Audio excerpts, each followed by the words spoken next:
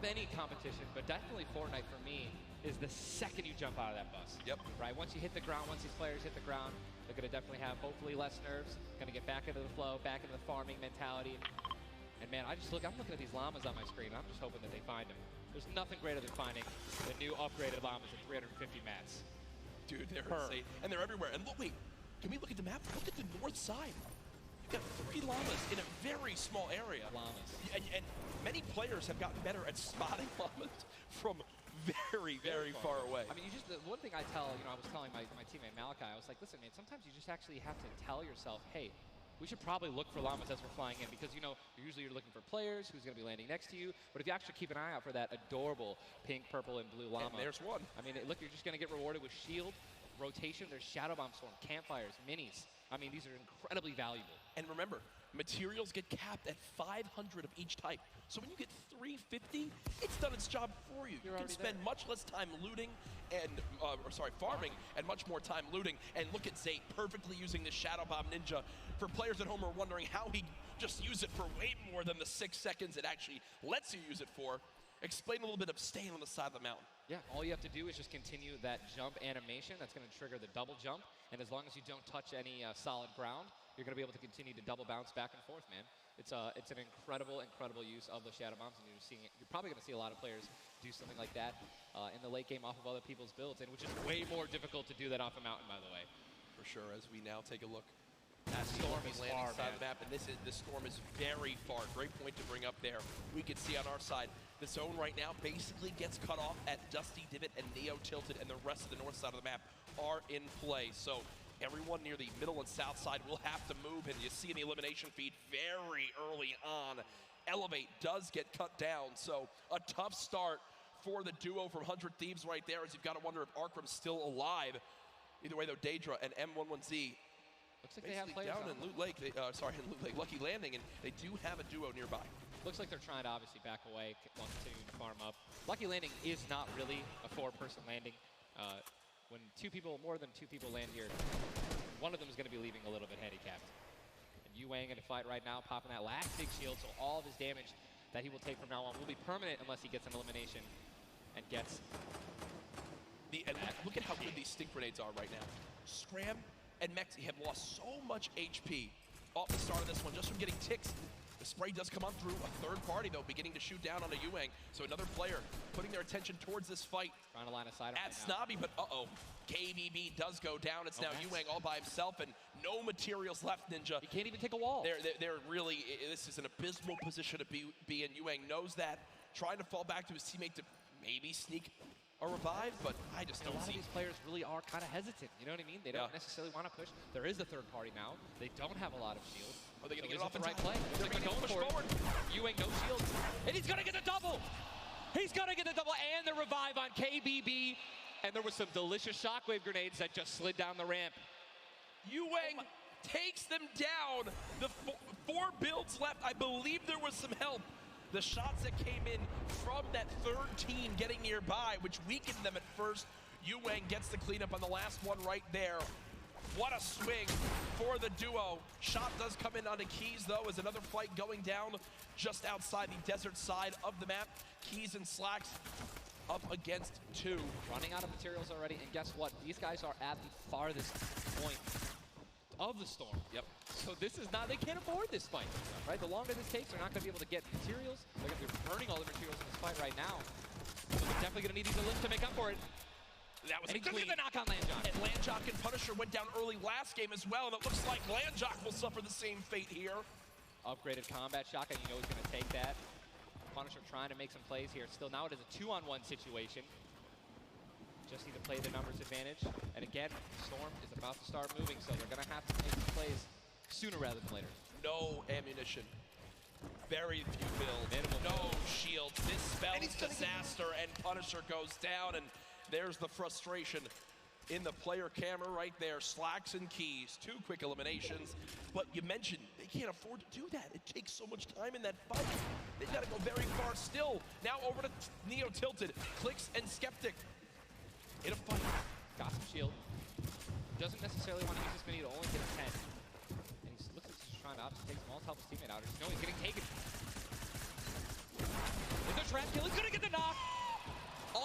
unbelievable, incredible place. Bad Sniper goes down, and now he's continuing to branch out. When you guys are in fights like this, you always want to do exactly what he's doing right now, which is branch out, continue to build these little 1x1s with pyramids, try to confuse your opponents of where you actually are healing up. Skeptic just 8 builds left. They're trying to stay alive right now. They do have the number advantage. Clips has time to pop 1 mini, and it looks like they're going to go for it right now. They made the conscious decision to try to build out, but no. They back up for a moment. Finally gets a shotgun. Yep. Shotgun picked up.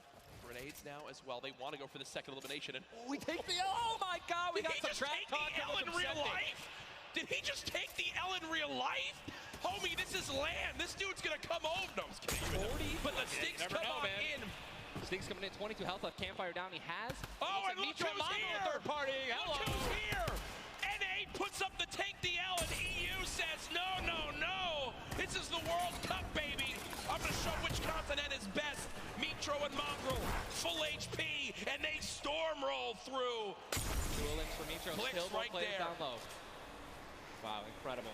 Look at that kit. Gold Scar, Gold Combat, Heavy Shotgun, or I'm sorry, Heavy Sniper Rifle for taking opponents' walls. Look at, they're just stealing and bum rushing, and that's going to be it. And there's no shot right there. Skeptic, you saw, hey, putting on a show. I love it. The man does YouTube for a reason. But then also a fantastic player. I think speaks a little bit too soon. Aiden now on your screen. Does knock one. Hasn't finished the elimination yet, so still will gain 50 HP if he can get the full. There it is. Now a 2 versus 1, Aiden and Sean. Look at how weak Sean is though, Ninja. Sean has absolutely no health. A little bit of shield. Hopefully we're gonna drop some minis here. Aiden being the good team that he is, I'm sure he's calling it out right now. But it is also a 2-on-1, and they don't know, we don't know how weak this guy is right now, but if he is weak, they're gonna look to try to trade. And there's a double shotgun shot for over 21 white. Players no shield left, are gonna try to put the pressure on. Sean has little health, and look how aggressive they're being. They're both one hit. They can actually grab. They're going for it. They're saying, you know, you would have thrown the trap down by now. And there it is. And look at the take from Aiden. The jump out to the side, and they'll be rewarded with shields, with materials. And look, Aiden actually, there was 2 big shields. Yeah. Aiden's gonna get the full health. That's incredible, man. You see the stats so far in this game. Aiden has done 434 damage, has taken 312, and he's near backup to max health. I know Aiden is a crowd favorite here. Every time the camera goes on, there's a big cheer from this sold-out arena. For those of you guys who do not know, the Storm Circle is about to update right now. We just saw our second one, forcing everyone out of the north and east side of the map. And also, guess what? Every single llama was found. Yep. All 5 llamas have been found, so we have some probably high material players right now. A lot of rotation. Oh my God, I can't even. Freaking out, man. You're getting into it. Looks like a lot of people. I love it. Yeah, we're looking around. They're all gone. There's only 1 airdrop that's left, which means a lot of players. It's very difficult, man. Going for airdrops is super risky, but it looks like everyone at the World Cup here is taking their chances. And what's kind of funny with this zone, as you see it on the bottom right side of your map, the slipstreams are there to basically help everyone get from the southeast, east, and south side of the map easily into this zone. So if you kind of sit outside and wait for players to move in from the slipstream, you might be able to deal a lot of damage. And remember, you might think, oh, well, there's no way you're going to get that elimination. I'm not even talking about that. I'm saying free damage for Storm Surge when that comes into play, because it is going to happen very, very soon here. We're about a minute away. It literally looks like we've been watching good action. But there's 84 teams, 84 players left still. Yep. I guess that's a testament to our observers backstage. Great stuff to them. Sizlucky does take a bit of storm damage right there. Chug splashes in the inventory, and Ninja like a dolphin. Chug splashes have came into this game and they've completely taken competitive by storm. Are they the best healing item currently in this meta? I think that, there's a lot of items that get added where, not everyone is all unanimous about it, right? Some people do not like it. But let me tell you something about these splashes. I don't think I've ever seen more positive, reactions from an item being added than when chug splashes were added. I mean, nothing but positivity on Twitter. It was absolutely incredible. I woke up to some delightful posts. Delightful just some delightful posts. Yeah. Those of you guys who don't know what they are, each one splash, they come in packs of 2. You can stack up to 6. They give you 20 health or shield, whatever you're missing. And they're instant. You throw them down the ground, and they can be used to heal you and your teammates around you, as well as, if you really want to be a troll, your enemies that you've knocked. Here are Mongrel and Mitro in the zone, and you talked about this inventory. I'm going to come out and say it right now. There is no way someone in this lobby has a better inventory than what Mongrel has right now. And when you come into this, they were already in your top 3. So they're in a position right now, Ninja, where they have a pop-off performance right here. With only 6 games being played after the first 2, they could be your leaders. Absolutely. I mean, they were only 2 points away from first, man, and they didn't even win the game. And Mongrel went down early before placement points were even rewarded. So, Sean and Aiden in another fight with Quentin and his squad. Sean trying to take some walls here. And he's out of light ammo. He's out of materials. And he's out of materials. So he can't even spray right now. The one thing you can do is spray an AR, and that's not really going to be effective against top players if you're actually trying to take walls. Well, the player tried to drop a trap down low to bait Aiden, but Aiden does not fall for it. This seasoned veteran trying to cover his back. Players beginning to spray on through. Stink bombs dropping, and there's one of them. Another shot comes in. Gets his shield. That's why he went for the thirst. Yep. And grabbed the mats. 365 mats now. He is, or more than that. He's got. Get out of the stinks. They've got to get out of the stinks. So weak 2. Look at how weak they are. And don't they can get both Sean and Aiden. They got. I think that's exactly what they should. They split up. Now he's trying to take them one by one. Get pushed by more than one person. Quick reaction from Aiden, but this looks like it could spell disaster for the duo. Damage dealt 639. He does go down, though the quick edit comes through. Making plays. Now it's up to Sean. Can he clutch it? Only 2 HP. Got some mini. Picked up some ammunition now for his minigun. But looks like Spades is just way more healthy. And obviously there's 3 other players who are around him as well. So what's he going to do? Looks like he's going for high ground. Smart play, but he's out of mats. Oh, no, he's got wood. He's got wood. He's good. Yeah, we both freaked out. Going to put himself in a nice pyramid. For those of you guys who don't know what a brick or a metal pyramid. Big thing to note. Look at his zone. He has to push. That's it. He has to push. He has 52 health, but the zone is right at his back. He's got to go. Don't even worry about Storm Surge. They're 446 above as well. Has a shot, this and is he's going to be taken down. I mean, that's just the worst position to be in any competitive game, is being weak, low materials, low health, and being forced to push in. Every time you watch Aiden, and whoever he's playing with, they are always the most aggressive, it appears. Yes. If you remember the famous moment, I think for me, arguably one of the most famous moments in Fortnite competitive history was the Nick Merckx and Aiden duo, where they made it into the big bonus about a year ago. Oh my God. And a crowd popped off. Well, they're always scrappy getting into eliminations. Here, the stat popped up for a second. Aiden and Sean had done 680 damage in the game. The average in the lobby was 80. They were 600 above in this lobby already. Unfortunately, though, when you fight that much, there's a higher chance of you going down. Speaking of potential fights, here's Sizlucky and Brush, who we saw earlier on in the last game at Fatal Fields, struggle to stay alive. Now in another tough spot, as they're both low on shields and low on health. Decent rotation items, 2 shadows on the launch pad. Again, I always want to keep stressing that, because if you guys have some launch pads, even one shadow can get you into another zone. Right? Yep. Which is going to hopefully get you those placement points that you need, or even put you in a position to get some eliminations. But yeah, as you said with Aiden, we mentioned earlier, are people going to change how they're going to play, right? Are they going to do anything different here at the World Cup? And guess what? I'm pretty sure we can say that Aiden's squad is not doing anything different. They're being incredibly aggressive. They're putting the damage down. And unfortunately, there were just too many players who took advantage, but they were weak. And that was the top 5 leading into this game. You see it updated again right there on your screen of where the leaderboard is at the moment. Mitro and Mongrel staying alive, in a great spot, holding this pyramid edit. And for people at home who might not know, he's not exposed right there, right? Ninja, he's peeking through his build. Correct. As you guys are peeking through a pyramid, you hit edit on it, you cannot be seen, right? And you can also see through it. It's a very amazing feature. Fortnite Battle Royale. Fortnite Battle Royale, the ultimate Battle Royale experience. Ultimate Battle Royale experience, man. Blue T is in the storm, taking damage, a lot of damage, and he's still going to be rotating. Road taking damage as well. Thomas gonna have to make some plays. And there goes Road. He actually just got knocked. 66 players remain, and this storm is kind of moving a little bit away from Pleasant Park. But it's once you have a high ground mountain in play, I mean, I'm wondering if it's going to go north.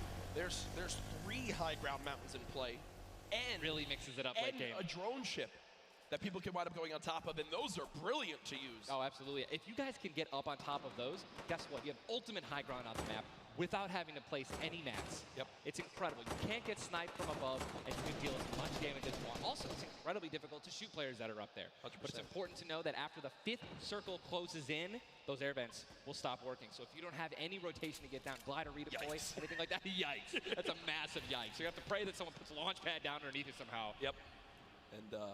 And go for it. Yeah, just risk it all. Most of these teams will mess that up. Now, we talked about our Game 1 winners, the team that took home the Victory Royale, which is, again, 10 placement points, the max you can get for placement in these games. It was Zate and Saf, and they're currently set on up in this zone for the moment. Did they just get the zone as well? Are they the yellow team in the mini-map? I mean, they're close enough for sure, I can see. I think, no, actually, no, they got to rotate a little bit, but look, they got 4 shockwave grenades. Yep. and they'll be all right. They'll be able to make it happen. Airwax and Decog, man. Here we go. They have to rotate the farthest. Look at how many stack players are on this side of the lobby right now, and they're all going to have to move very soon. Yeah, Arkram and Falconer have a tough rotation ahead. Slacks and Keys. Watch them fight a little bit earlier on against Landjock and to pop Punisher. those heals till his teammate comes in. Yep. No, he missed one. Did miss. No, teammate's full. Teammate's full. Don't Okay, worry. it doesn't matter. Geez. Teammate's full. You know, I was playing with Myth the other day, and he was using a lot of chug splashes without me, so you know, I'm really sensitive on it. We'll really sensitive. We'll let you and Myth handle that one. As again, it seems like some tension there, but we continue to move on in this fight. This is game 2 of 6, folks. The matches will be going on throughout the day.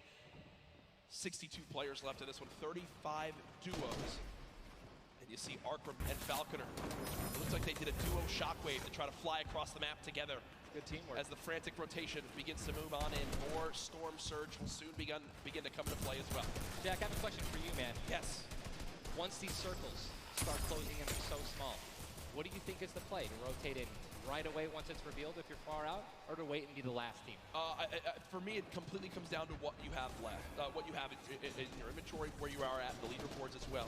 If I'm in a position where I know I need to make some ground up on the leaderboards, I want to rotate early and try to begin to spray back on the opponents to get some free eliminations. Yes. If you get the zone on you, you begin to just build on up and get that height so you can spray on down as well.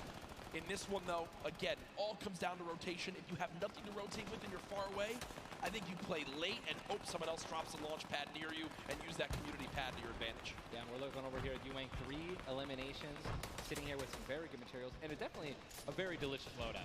Anyone with a heavy sniper and a blue SMG in a combat. And remember, he started the game in Snobby Shores with that clutch when KBB did go down, so they're still in this one because he still has that beautiful blue combat where he clutched it with, man. Yes, he does, and all the materials you could ever ask for, nearly 100 builds in this one. You see they're marking right now. I think they have a double heavy sniper combo. They're either marking double heavy or they're saying, focus this, the zone's closing there. We're gonna find out soon enough. It literally looks like he's marking exactly. He's trying to look and see. Yep. Oh, they do have a double heavy sniper. And Ninja called it, the man knows, they see someone.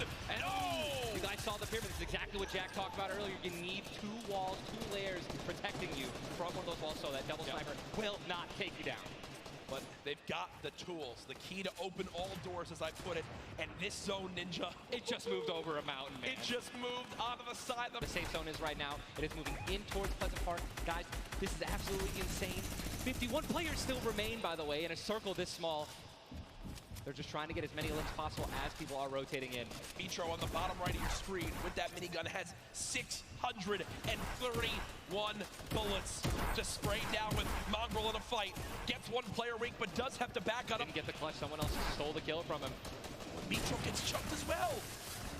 Still have a launch pad, but again, when you're in a situation like this, low ground, they're getting sprayed with nothing but grenade launcher shots and frag grenades, and they're both going to be eliminated, and Mongrel also, Airwax just went down as well. And you see Cease in the elimination feed. Does look like, remember early on, Elevate did go down there. That loot looks so delicious. Zane, go for it. Zane and Saf, do they do it? Do you go for it? There's a launch pad there and so many materials. This is game-changing loot right now. They've got the builds to go for it if they want. They're going to do it. They're going to make the play. A gold combat shotgun too, man. Zane and Saf. Uncontested. That's one of those risk versus reward plays that can help set them up for 2 victory royales in a row. Mongrel and Mitro's loot too, man.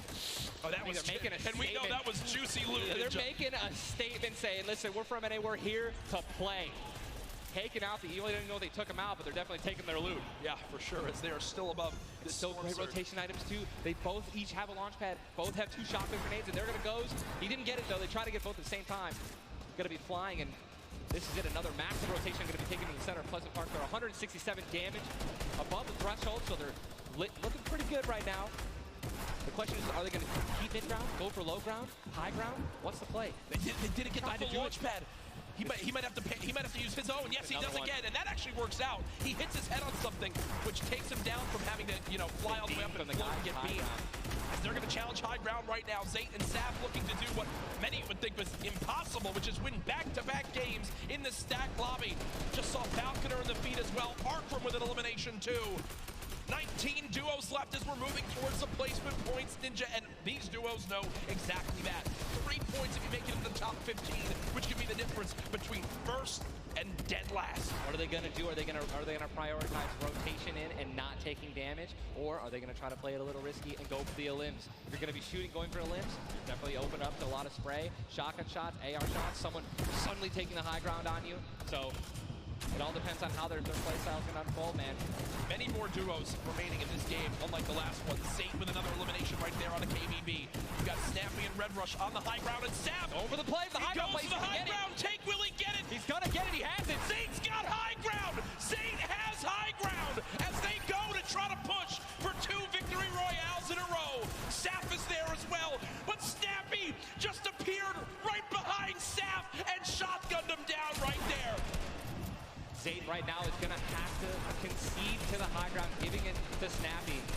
And he's just going to have to stay alive as long as possible, try to get some placement points. He is obviously a talented player, top player. He can definitely make something happen, and I'm interested to see what he's going to do. Cease has been by himself since the first moment of this game when Elevate went down at 98 players remaining, and he's somehow still alive. There goes Mega. You've got Darox and Item on the low ground. Vorwin getting chopped down as well. Zate with about 100 HP. Uh-oh. Here comes Vinny and Zexrow. They're trying to challenge for the high ground. Keys right now being held in the storm with 5 elims. He's going to be eliminated from the back. Zate taken down as well. Snappy still with the high ground. Zex and Vinny and TSM crew looking good, and they're going to take it. They just took high ground. Snappy gave it to him. And they just got the high ground. Great use of the shockwave as well. Vinny as well as Zexrow on hype for the moment. 5 eliminations so far. They're putting their names in the hat for potential victory royale in this game. Go down, right? They want those elims. Forward now with eliminations back to back. 4 players left in this one. Zexrow and Vinny spraying from the high ground. It's a 2 versus 1. The player right on the edge of the zone. The shockwave into the air. And he's going to drop on down to hype for the moment. The spray coming on in. It's not enough. Zexrow and Vinny. TSM takes game 2 with style. Both alive. You love to see it.